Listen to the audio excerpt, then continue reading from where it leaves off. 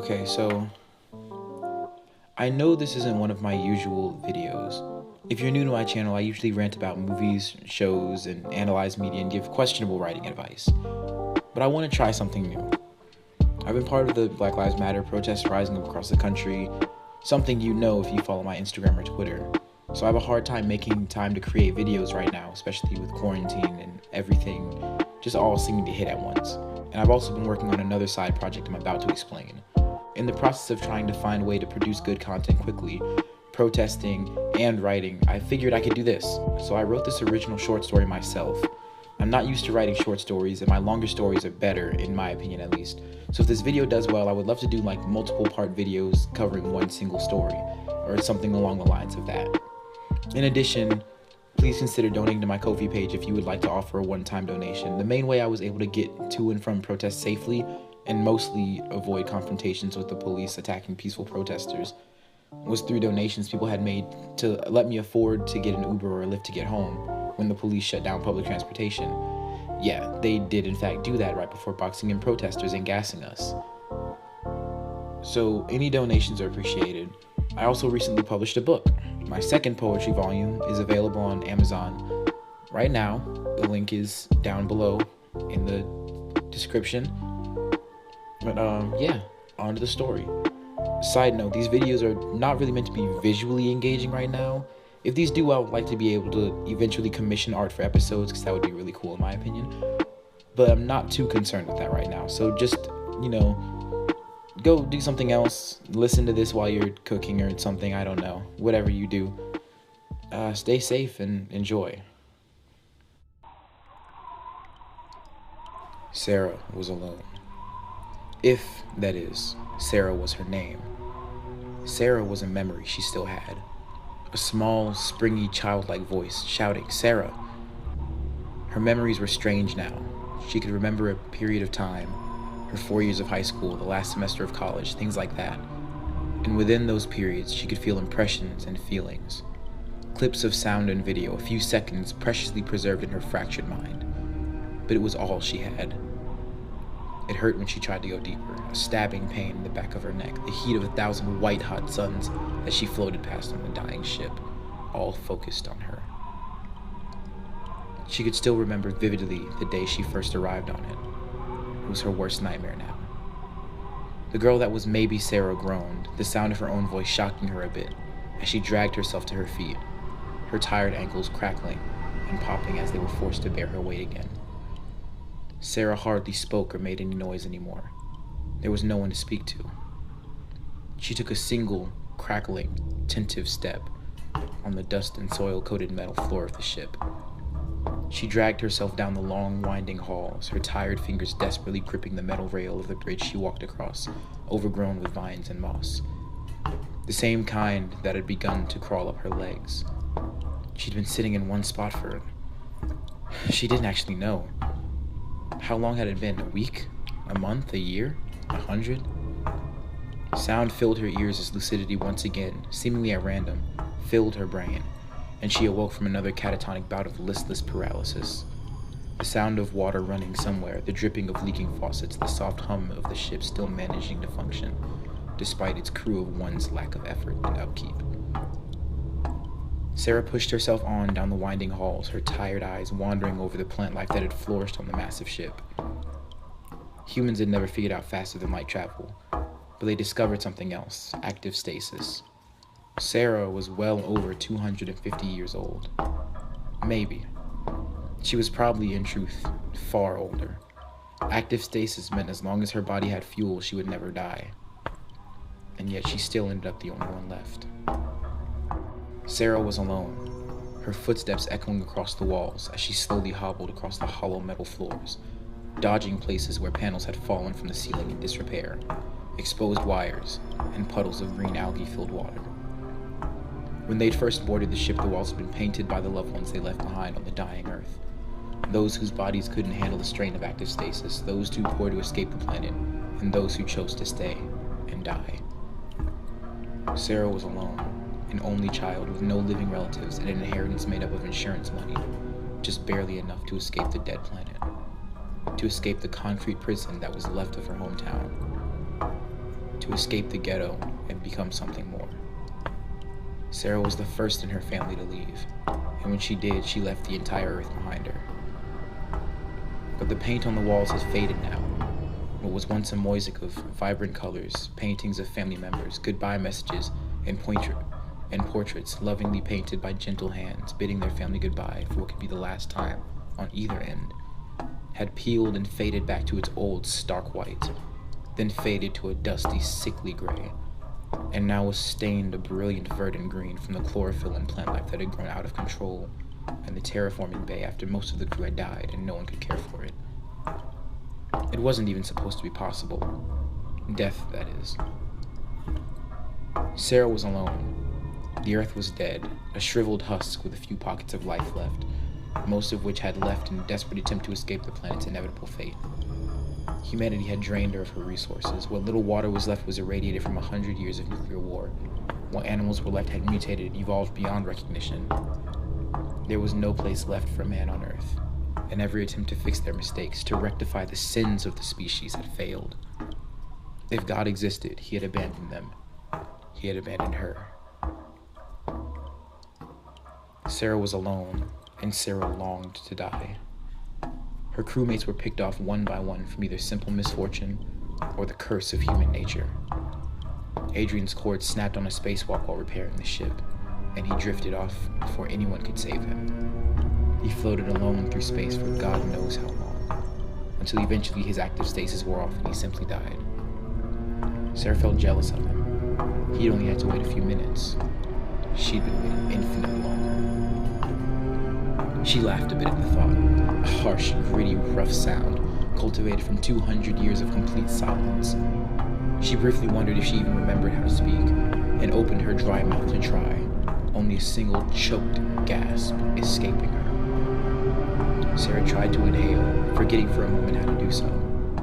She hadn't needed to in a long time, and had stopped breathing on instinct a long time ago, except for a few strained gasps of air every now and then. Ironically, the whole ship breathes instead, she whispered to herself. Her voice strained. Her friends were dead, and she waiting to die while life thrived around her. There were also animals, not alive, of course, but saved within the ship's DNA containment and security unit. Sarah hadn't seen it in a while. She wondered if there was still blood staining the walls. Sarah was alone, and she was alone partly by her own fault. She'd killed 2 of her crewmates. Jasmine was Sarah's favorite before she died, tall and beautiful with dark curly hair that cascaded down her broad shoulders.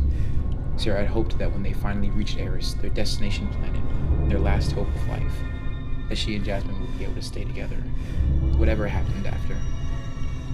In Sarah's ideal fantasy, the one she would often retreat to in between bouts of lucidity and function, such as the one she was in now, the 3 of them were together, her, Jasmine, and Alex.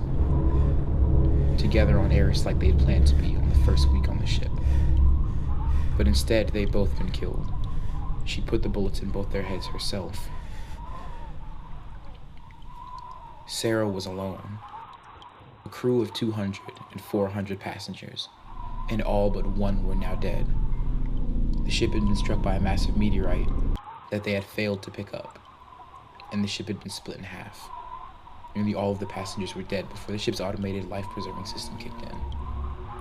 Mutiny took the lives of even more, some wanting to turn back toward the dying Earth and hope that, in the decades they'd been gone, those who chose to remain had managed to salvage some part of it. Some rare, tamed space of green where humans were still alive, where life was still possible.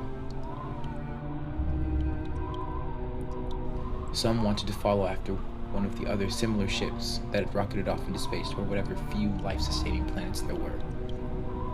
And there was no other life. No other sentient species to accompany or assist the dying breed as they drifted through empty space. There was no God to assist them. No one. And even in the face of utter extinction, certain death, of the threat of fading from the universe, humanity had still failed to come together, arguing, fighting, warring until the very end. Until hundreds of thousands of years of human innovation had boiled down to Sarah's 2 bullets, killing the last humans besides herself. And now all that was left of sentient life, all that was left of humanity, all that was left was her, Sarah, a name she doubted was even her own. Sarah was alone. She crossed the threshold, an area that divided what remained of the ship in half, a landmark signaled by the creeping vines that had just begun to reach and wrap around the large rectangular opening. On the other side, the walls were still some shade of fading white-gray, with splashes of color where the paint had peeled and faded, or been stained with blood instead. Sarah walked past them, each step echoing off the walls, each carrying her onward. Toward what? She didn't know. Sarah was alone after all. There was no commanding officer to tell her to go to the bridge. No one to make her clean the ship, no one to talk to, no one to listen to, no one. No one, no one, no one, no one. Sarah was alone. She stumbled, tripping over something oblong and hard. She looked down at the ground slowly. A pure white bone stared back. "Emmeline," Sarah said quietly, "you shouldn't lay in the hall like that. You'll trip someone," she said as she straightened up and walked on. Somewhere deep in her fractured mind, just barely able to recognize that Emmeline was dead. She had killed her too. She didn't want to. It happened during the mutiny. Most of the deaths happened during the mutiny. Most of the crew stood by the captain, but Sarah was not one of them. They blamed him for the accident that killed half the ship, and the subsequent hardships afterward.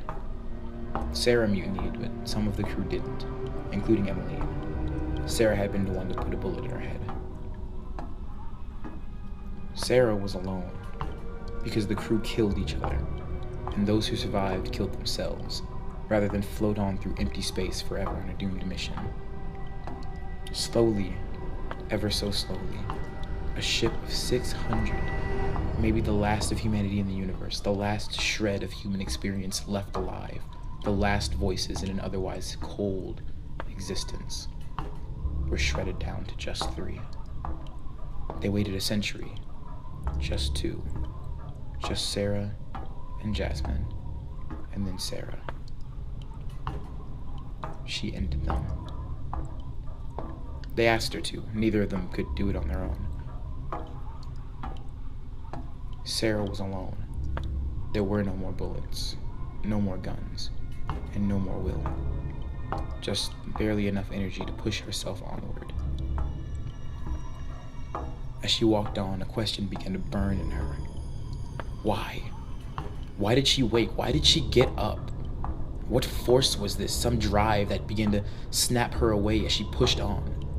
Some deep, instinctual feeling, the most compelling of whispers, gathering like swept up dust in the back of her head, telling her, "Go. Go to the bridge. I'm waiting for you." The bridge. Sarah pushed on, her body waking up and filling with a strange, humming energy, a vitality that had faded from her immortal cells a long time ago, until she was running, no, sprinting toward the bridge, fire in her lungs, as she forced them to pump, her breath heaving, wheezing through her sore throat, her heart slamming against her tired ribcage. Metal clanged over and over in the same repeated tone as her moss-covered boots crashed against the floor. She turned a tight corner and slammed against the wall, pushing off of it and continuing on, the cold metal waking her up even more. Sarah roared forward, spiriting desperately, begging in her heart and soul, the deepest core of her very being, that the voice that had slowly grown from a whisper in her mind to something audible, something real, wasn't simply her mind tricking her. She ran, the pounding of feet on metal filling her ears and clouding the part of her brain that she knew. She turned one corner, sprinting through the hall, and burst through the tangle of wires that had fallen from the ceiling panel, exploding into the ship's bridge, and there saw a single figure, shadowy and dark. The figure paused, and slowly its empty face turned to face hers, its wide, cavernous mouth unhinged to speak. Horror at the faceless abomination before her flooded her veins, her blood turning to ice, her skin to stone, her joints locking. Sarah could do nothing but watch the unspeakable creature stride forward. Her eyes burned as she observed it, some force keeping her from turning her head. She opened her mouth to scream, but no sound came forth as the creature came closer and closer, talons outstretched as it came closer and closer, almost seeming to grow larger until it dwarfed everything around her, closer and closer until it was all Sarah could see. Her mouth began to vibrate violently as if 1,000 angry hornets had filled her throat, a horrified scream tearing its way through her lungs. The creature before her screaming back a venomous roar in response, its raspy, dark scream evolving into a single word. Sarah. She snapped awake, the moss and vines growing over her body, straining as she pulled them loose from the rails they bound her to. As the dream faded from her mind, someone stood in front of her. A woman. Jasmine? Sarah rasped, her throat aching. No, unfortunately, the voice said. Sarah studied the figure before her. It was a girl about her age, with dark skin that seemed to shimmer with glitter. Her hair was long and cascaded down her shoulders in thick curls as black as the universe around them and shimmering with glitter as well. Who are you? Sarah asked. The girl stretched her hand forward, offering it to Sarah. I'm God, she said. Can I talk to you? Sarah was not alone. She followed God through the same halls in her dream, the same winding paths, the same overgrown plant life. Sarah's steps paused in shock as God strode past the threshold, and the plants that had been slowly creeping in the same direction followed, growing as God walked past and following her toward the bridge. Sarah did the same warily in silence, the duo eventually reaching the bridge. She paused as she prepared to turn the corner, her eyes falling on a brilliant yellow light spilling into the hallway where she stood. Then she walked on slowly, following God as they approached the bridge. Sarah gasped at what she saw. A sun. A star. The ship floated onward toward oblivion, and Sarah could only watch as the flames of the brilliant body began to lick at the outside of the ship. She looked at it in horrifying detail, the massive star taking up the entire field of vision, white-hot plasma bursting from its surface, the light reflecting in Sarah's eyes. Suddenly, Sarah was aware just how small and insignificant she was compared to the thing. Any sense of self-importance faded as she realized that in the face of a star, she was irrelevant. Her voice, her thoughts, her form were nothing in comparison. This was God, and it horrified her, filled her with a sense of the most violent existential dread. And yet, the God beside her looked on, straight into the light as if she had seen 1,000 suns, as if she were above this thing that Sarah could have sworn was a god in its own right. Was she not speaking to one now? Come over here, please, God said, walking toward a set of stairs that led from the main platform in the captain's chair to rows of computers where the crew worked before they had died. Sarah walked up to the deity and hesitantly sat down beside her. God stared directly at the sun before them, the bright light not fazing her in the slightest. Sarah looked on as well. I'm sorry about the nightmare. I had to wake you up. I didn't mean to scare you, God said quietly. Sarah stayed silent, eyeing the deity with a confused and somewhat angry glare. You're the last one. You know that, don't you? Sarah looked at God. How do you know? How do you? God countered. Sarah fell silent, turning back toward the sun. The harshness of the light had faded, and now she could clearly see the massive glowing orange orb before her as it grew larger and larger, taking up more of the ship's display as they came closer. This is your fault, you know, Sarah said. All of it. The ship, God asked. Everything, Sarah said back quietly. Every time a good person died, every time a bad person didn't, Sarah said. You mean yourself and your friend. I don't just mean me, Sarah said, cutting off God's words. I mean everything. All of it. Hitler, Stalin, Nagasaki, World War I, the Spanish conquistadors, global warming, the animals going extinct, every suicide, every murder, every rape, every lynching. It was you. She was shouting now. Every hate crime, every sickness that killed innocent people, letting us die, letting us discover immortality and getting stuck here. Every fucking year I spent alone, she said, her voice trembling as she finished her tirade with a scream, standing back to her feet as her emotions overtook her. I'm sorry, God said, turning from the sun to look at Sarah. If I could have done something to stop it, I would. I thought you were God. You always imagined me with more power than I actually have, God commented. Imagined? According to all the Christians, you told them the stories, and they just wrote it down. They like to think that, God said slowly, looking back at the sun. And they aren't entirely wrong.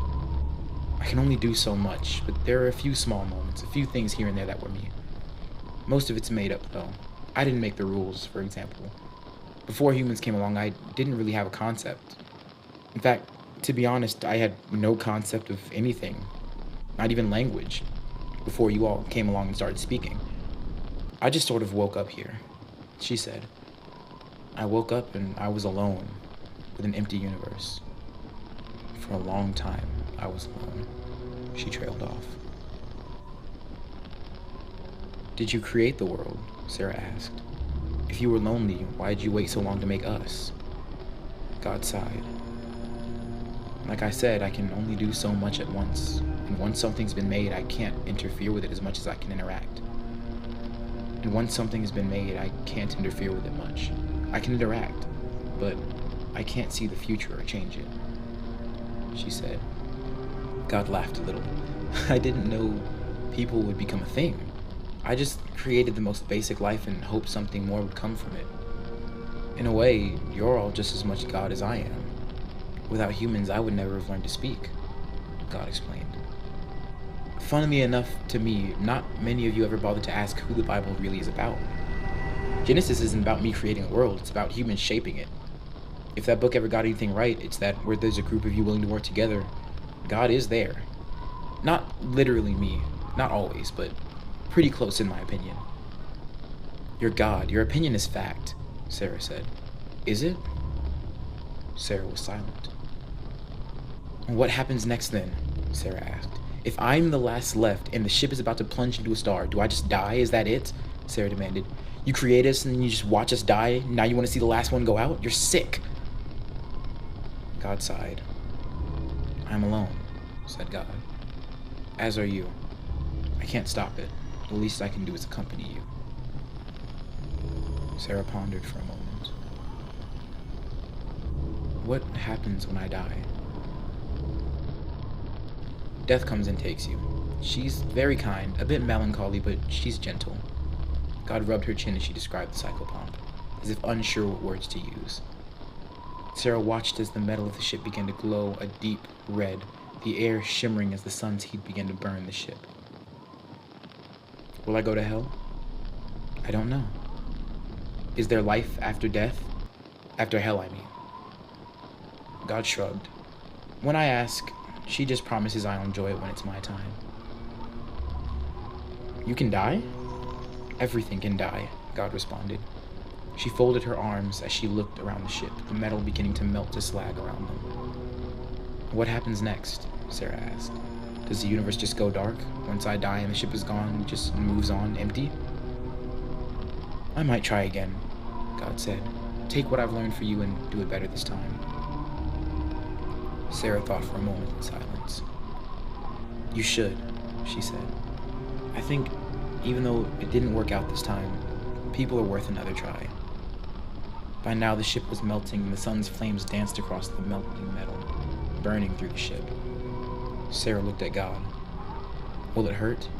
No, I won't let that happen, she said. Will you stay with me until... Sarah trailed off. God said nothing but placed her star-speckled hand in Sarah's and held her gaze forward. Sarah and God watched the sunset together, and Sarah was not alone.